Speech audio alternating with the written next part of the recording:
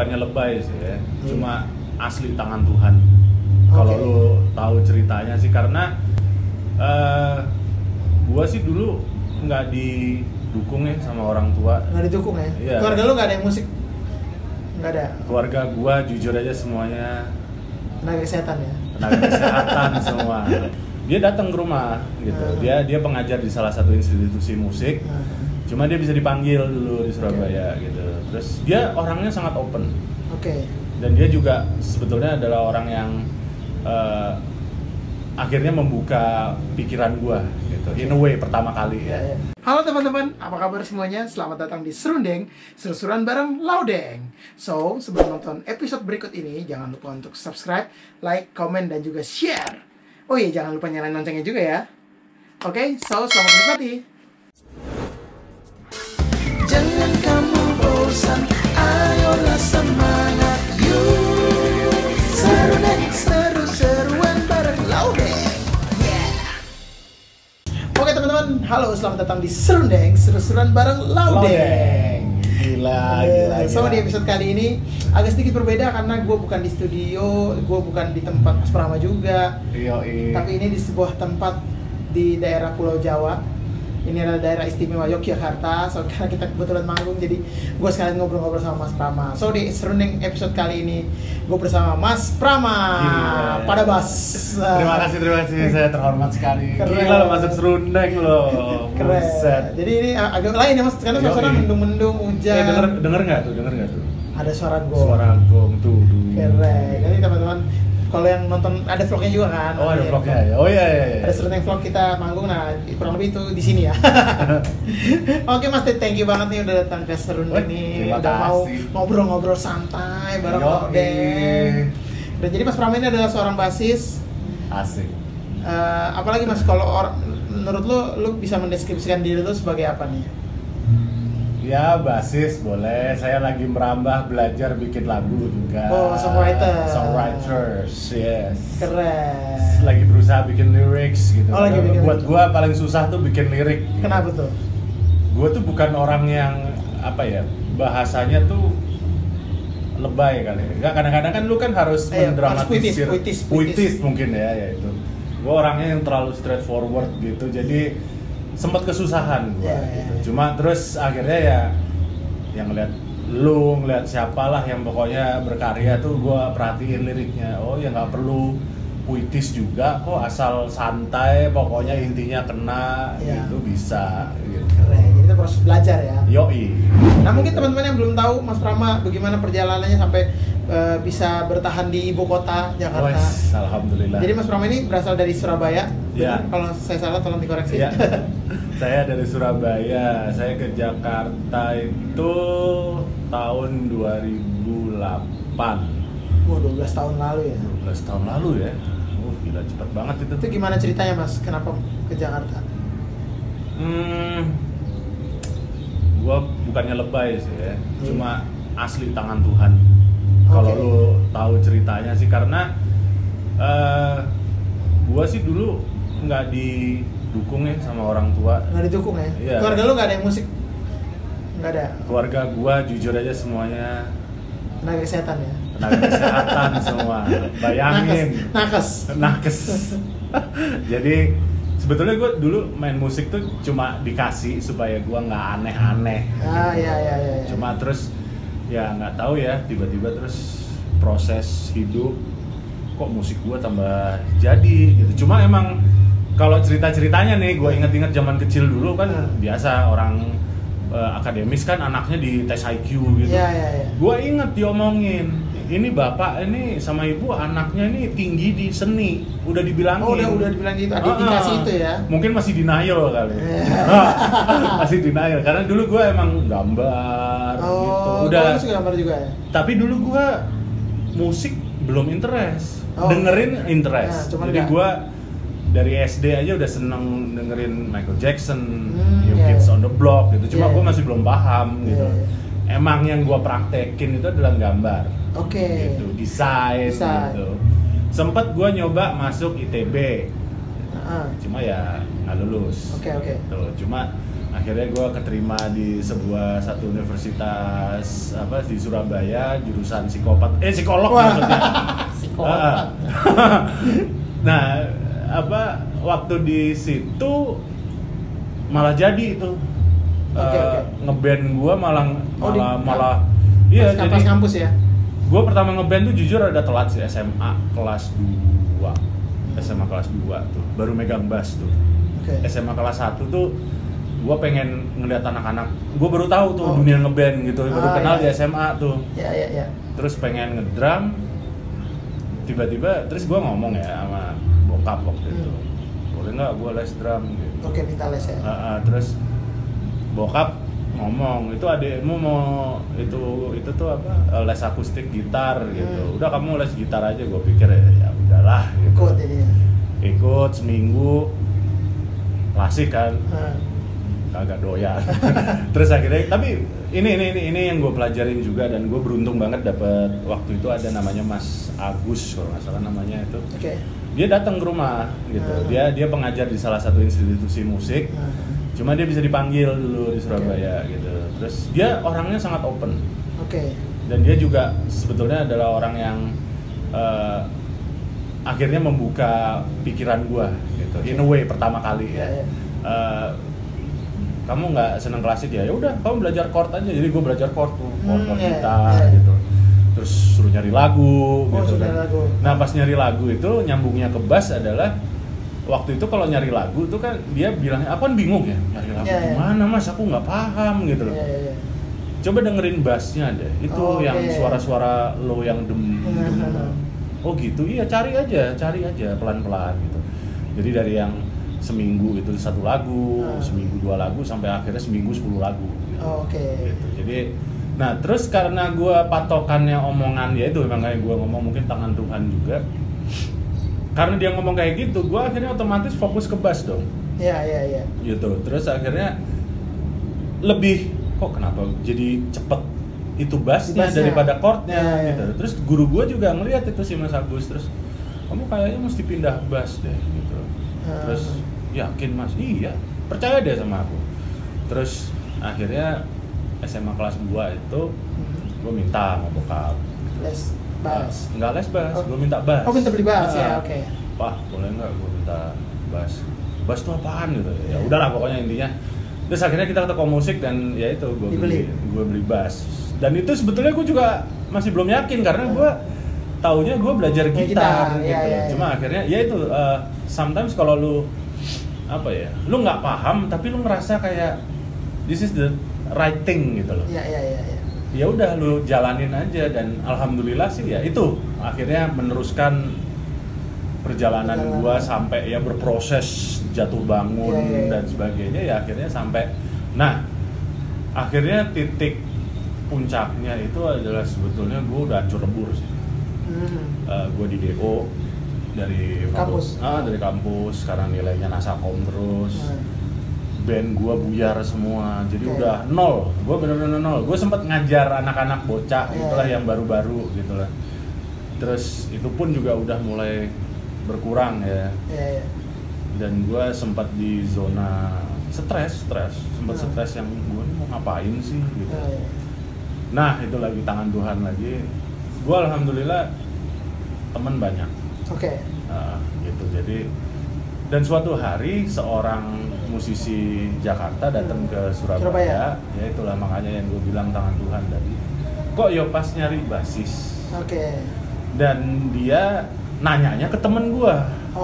Sebetulnya yang diajak temen gue. Temen lo ini main juga? Main juga pemain bass, tapi rock gitu. Karena Surabaya kan rocks kan gitu. Kalau gue rada anomali, gue malah belajar incognito, incubus gitu, yang lebih ya yang nggak rock lah, kayak progresif, gitu. Fusion, alternatif lah ya. Terus ya itu gue tiba-tiba terus dipanggil sama temen gue karena dia ngerasa nggak mampu, dia manggil gue gitu loh. Terus itu gue inget banget gue dikerjain tuh gitu. Nih Dencas, siapa sih yang nggak tahu Dencas? Nih Dencas mau ada acara LA Lights gitu loh. Di Surabaya. Dia butuh rekaman nih gitu. Dia butuh basis gitu. ya gue sih nggak mikir terlalu ruwet ya, maksudnya ya oke lah, nggak apa-apa lah, gue sikat lah gitu. Terus cuma gue sempat mikir sih, kan itu udah ada bandnya, ngapain itu apa ada basisnya yang keluar atau apa ya, whatever lah. Terus begitu sampai sana lagi proses rekaman tuh, di studio gitu, ditungguin gitu, terus udah kamu tunggu aja sini dulu ya, sampai semuanya habis tuh. Terus gue bingung kan, nah terus gue pikir mungkin ada proyek yang belum diisi, tiba-tiba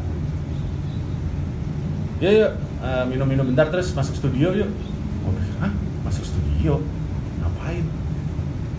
Udah, temen gue udah itu diajak ngejam dong.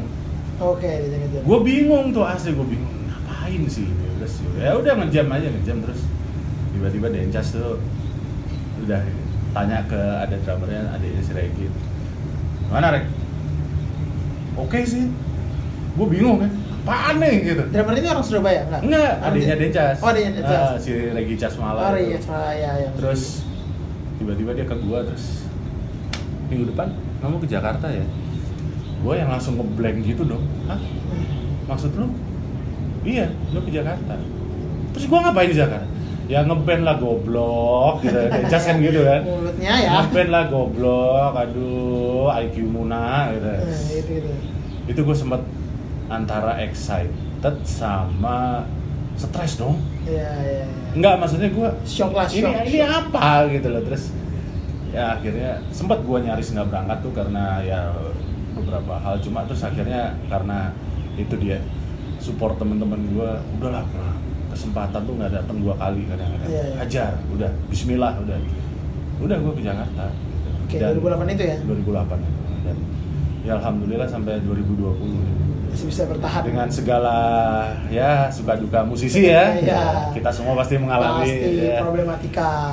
Cuma ya itu alhamdulillah gue nyampe, gue tidak pernah bikin masalah di dunia permusikan gitu. Dan ya gue untungnya, nah ini yang gue syukurin adalah gue dapet mentor yang oke. Dencas tuh mentor yang oke. Dia sangat, gue dulu waktu sama dia nggak cuma ngeband, gue jadi kru.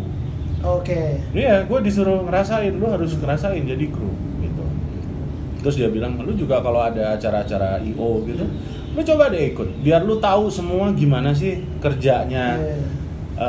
Apa ya, satu kesatuan nih ngurusin sebuah acara gitu ya. Jadi lu nggak akan punya kesempatan buat sombong sama kru, maksudnya kru itu nggak akan lu pandang rendah karena lu tahu beratnya jadi kru.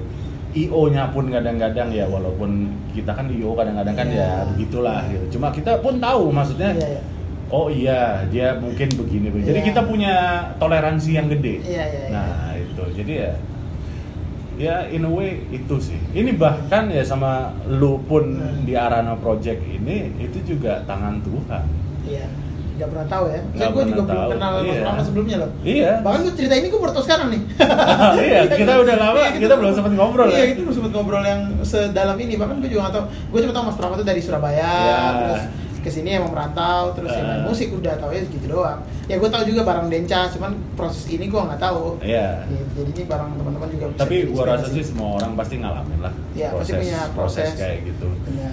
Cuma ya itu kadang-kadang kita emang harus, kalau di persimpangan tuh kita harus benar-benar mikir mana yang apa ya, yang bukan terbaik atau apa ya, kalau gua ngomongin terbijak sih. Kalau bahasanya Dencas tuh lu harus bijak sih. Keren. Nggak apa-apa, lu manusiawi, lu emosi, lu apa kayak itu manusiawi. Lu tetap manusiawi, tapi lu tahu diri. Nah itu. Itu ajaran Dencas. Di balik statement dia yang kontroversial. Oh iya, itu. Nanti kita akan ajak ngobrol. Gua bukan Mas Denny Casmala. Bukan ngebelain Dencas ya. Tapi emang gue utang budi. Gua utang budi banyak sama dia, dan karena gue hidup sama dia di antara semua omongan sampahnya itu. Kalau dia serius, ngeri lu. Enggak, lu kadang-kadang tuh nggak tahu di dalam orang tuh kayak gimana. Betul. Ya itulah. Ya, jadi mungkin teman-teman yang belum tahu Denny Casmala itu siapa, mungkin kalau yang paling gampangnya adalah lagu yang sering kalian nyanyiin di perkafean di satu Indonesia ini. Yeah. Berharap tak berpisah. Itu adalah lagu ciptaan beliau. Beliau adalah salah satu lagu ciptaan beliau. Banyak lagu Krisdayanti juga ya di Iya. Jadi ntar teman-teman kalau mungkin yang mau tahu siapa Denny Casmara bisa search aja.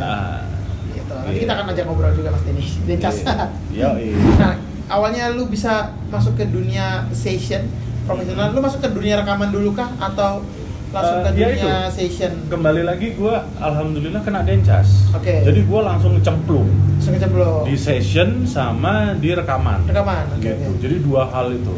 Dan itu awal-awal stres cuy. Lah gue musisi, maaf ya, gue musisi perantauan dari daerah yang kadang-kadang informasi itu nggak secepat di sini. Kita nggak tahu antara mitos sama fakta jujur aja. itu benar loh itu. Dan begitu nyemplung, wah gelagapan gua. Oke. Ya itu sempet ketabrak, wah udah ya. Tapi ya itu proses yang gua rasa lu juga pasti ngalamin lah. Benar ya. Ya gitu ceritanya. Nah, session pertama lu siapa? Ya Dencas bersama sama bandnya dia gini. Main di TV. Home band. Oke. Iya itu home band ya. Iya. Home band gua pertama. Terus habis gitu kalau yang session, dihitung session tuh berarti ngiringin artis ya. Shanti. Oh, Shanti, si Neng. Iya. Okay. Itu sama Dencas juga. Itu berapa lama, Mas? Itu 4 tahun. 4 tahun pertama gue di Jakarta. 4 tahun pertama di Jakarta langsung gitu. Keren. Jadi TV, session sama Shanti. Iya. Ada beberapa sempet siapa lagi ya?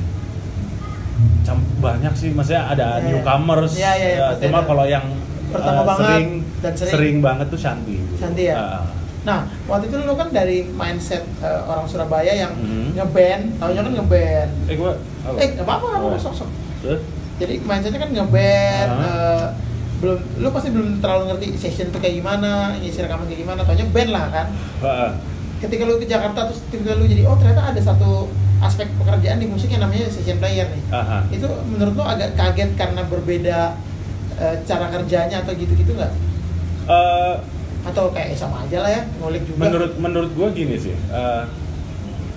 di session player itu adalah tingkatannya ya. Ini tapi sorry ya, ini menurut gue ya. Menurut Mas Rama aja. Jadi kalau yang gue ngomong session player beneran tuh sebetulnya musisi kafe, karena mereka setiap hari loh main gonta-ganti dengan lagu-lagu yang beda-beda. Ya sebetulnya mereka yang ngumpulin lagu juga kan gitu. Cuma kalau dari bahasa session kan sekarang itu adalah bersama artis. Mengiring artis ya. Ya. Sebetulnya gini, kalau lu bersama artis, lu harus serve. Ya. Gitu. Lu harus apa ya istilahnya? Melayani. Kalau lu di kafe, lu masih bisa seenak jidat lu. Ya. Mau dibuat apa. Kalau di session kan ada namanya Pimpro, music director dan apa ya? Ya lu mesti serve. Lu apa? Lu basis. Tugas lu apa gitu. Nah, kecuali lu Pimpronya beda gitu ya. Jadi ya emang lu harus netral, benar-benar netral gitu loh. Dan apa ya? Bener kata orang-orang lama tuh kalau gua ngobrol sama Mas Indro tuh referensi karena lu nggak pernah tahu bakal kayak gimana gitu loh. Sama sih gue juga masih referensi juga nggak lengkap amat. Gue dangdut masih nggak bisa gitu. Gue pernah tuh diajakin dangdut tuh sama Dencas, waduh nggak deh, nyerah gue.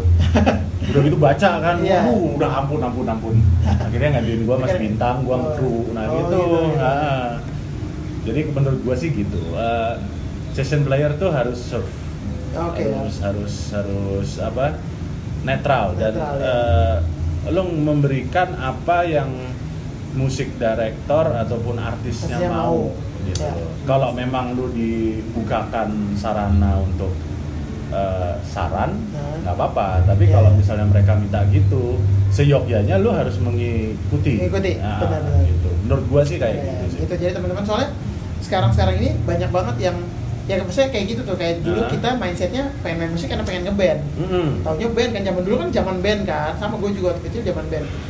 Nah sekarang kan orang band-band masih ada, cuman udah lebih tenar penyanyi solo lah sekarang, banyak kan penyanyi solo. Dan jadinya session player itu jadi salah satu aspek bermusik yang lagi disorot nih. Jadi lumayan banyak teman-teman yang suka nanya, gimana sih bang cara jadi session player, gimana bang? Jadi ya mungkin mereka penasaran juga, makanya gue suka tanya ke teman-teman gue. Nah mungkin menurut Mas Prama seperti tadi itu sangat amat bagus dan menarik ya. Iya, tapi sorry, gue ada yang kelupaan. Ini sebenarnya yang paling penting malahan. Banyak teman. Banyak teman ya. Iya, itu harus. You never know. Ya, dari mananya ya. Jangan lu niatin nyari temen buat something yang dapat jobnya.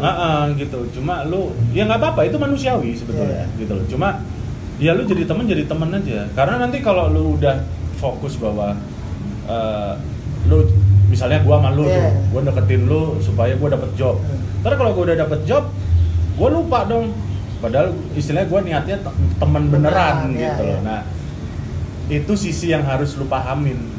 Menurut gua menurut gua harus lu pahamin bahwa ya sama aja kayak mungkin ada sufi dikit ya. Kayak lu sedekah lah. Gitu. Lu berharapnya apa, dilihat orang apa dilihat sono? Nah itu bedanya itu. Benar-benar. Ya, something like that. Jadi jangan sampai terdistract dengan hal-hal yang maksudnya kayak jangan kalau berteman, kalau kerja gitu. Benar, itu setuju.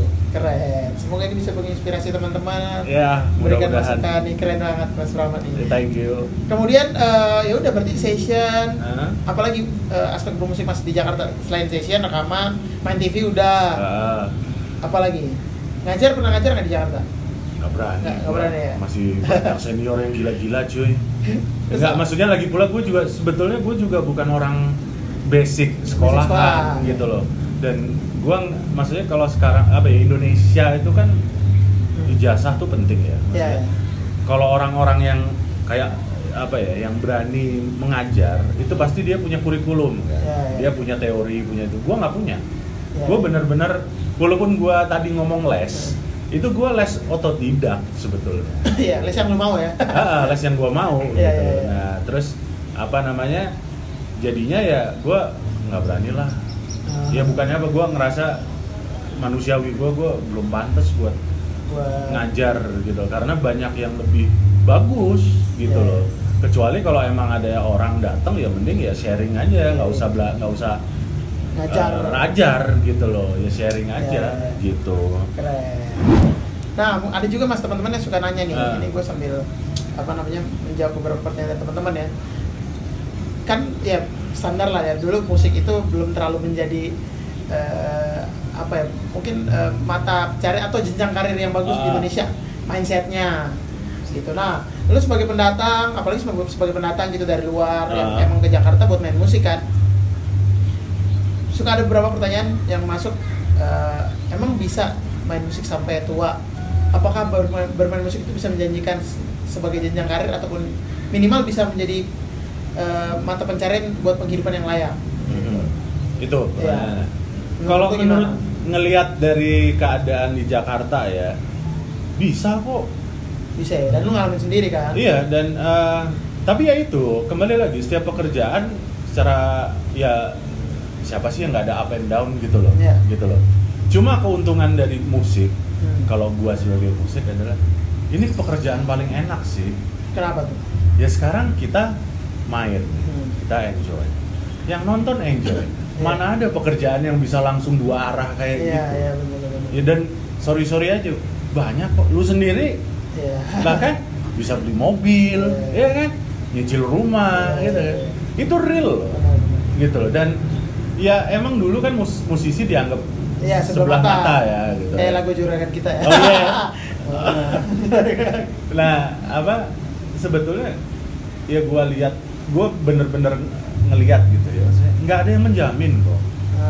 Kembali lagi, ya gue ngomong gini karena gue pun juga pernah mengalami ups and down. Ngobrol sama orang-orang yang juga mengalami gitu, bahwa memang sih kekurangannya dibandingin PNS lah anggap aja. Kita nggak punya tunjangan.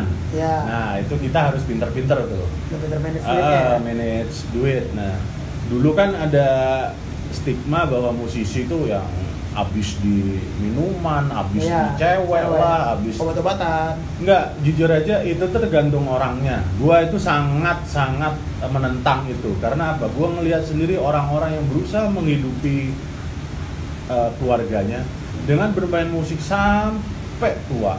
Bisa tuh ya? Bisa, gitu loh.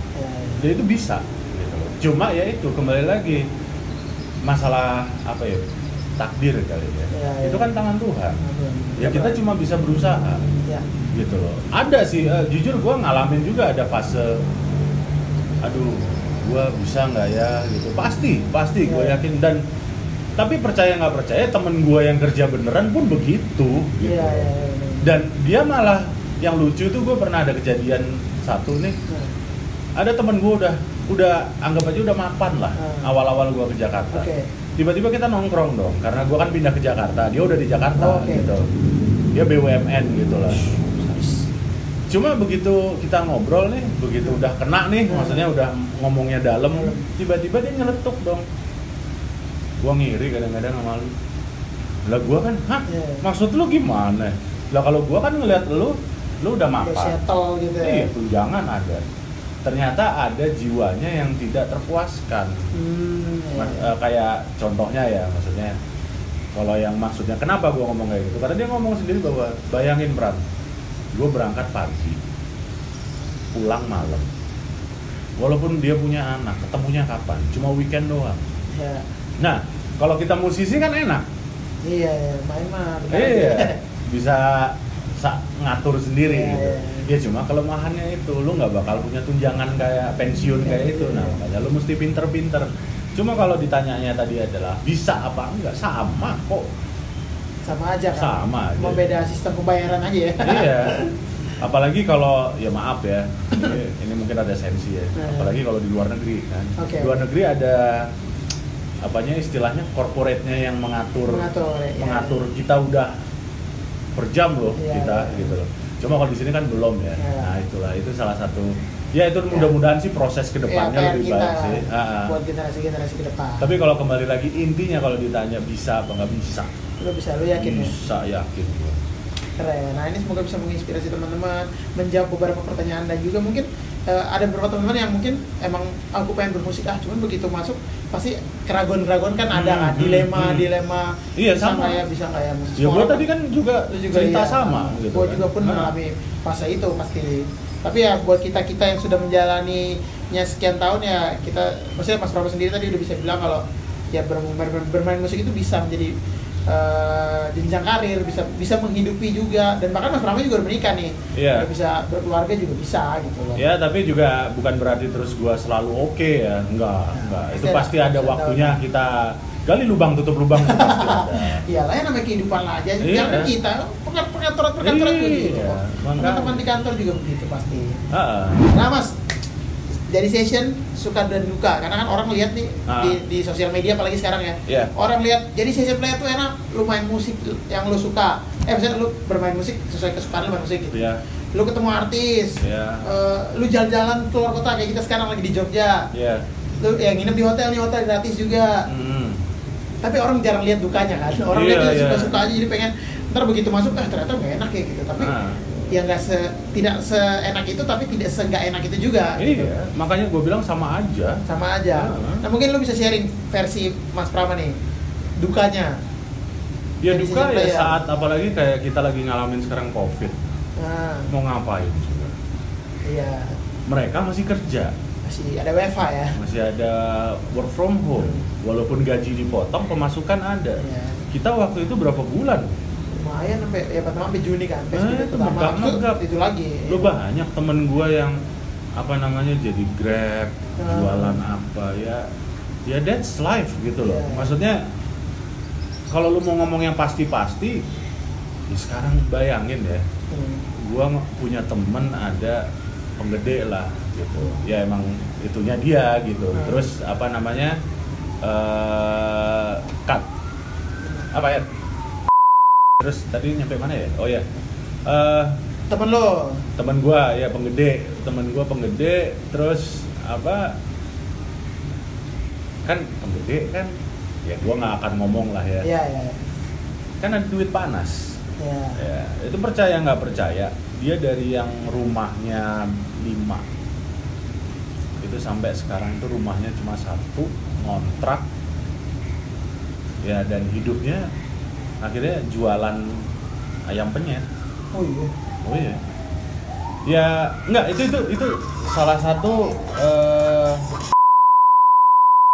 lanjut. Iya, jadi gua ngomong sih nggak ada jaminan, dan yang gua ambil adalah sebetulnya gini, lu mending kalau lu punya pilihan itu, lu mending nyoba apa lu hidup normal, ya, istilahnya cari yang pasti ya, itu kan pilihannya. Ya. Karena gua waktu itu emang akhirnya saklek untuk mencoba gitu ya, alhamdulillah sih sampai hari ini adalah ya gue nggak nyesel gue milih jalan untuk mencoba. Ya, duka lain? Apa ya? Duka yang lain selain? Duka yang lain apa ya? Mungkin yang paling mencolok itu sih. Kalau yang gue ingat ya, cuma misalnya kita suka sama satu artis nih ya, terus habis gitu tiba-tiba dia berhenti gitu. Nah itu juga sedih sebetulnya. Oke. Gitu. Ini suka apa? Suka dipacarin? Oh bukan. Kirain. Jadi maksudnya senang kerja bareng. Kita senang gitu sama teman-temannya juga keren gitu kan, terus tiba-tiba dia mandek gitu ya. Ya tapi kalau itu mah minor ya.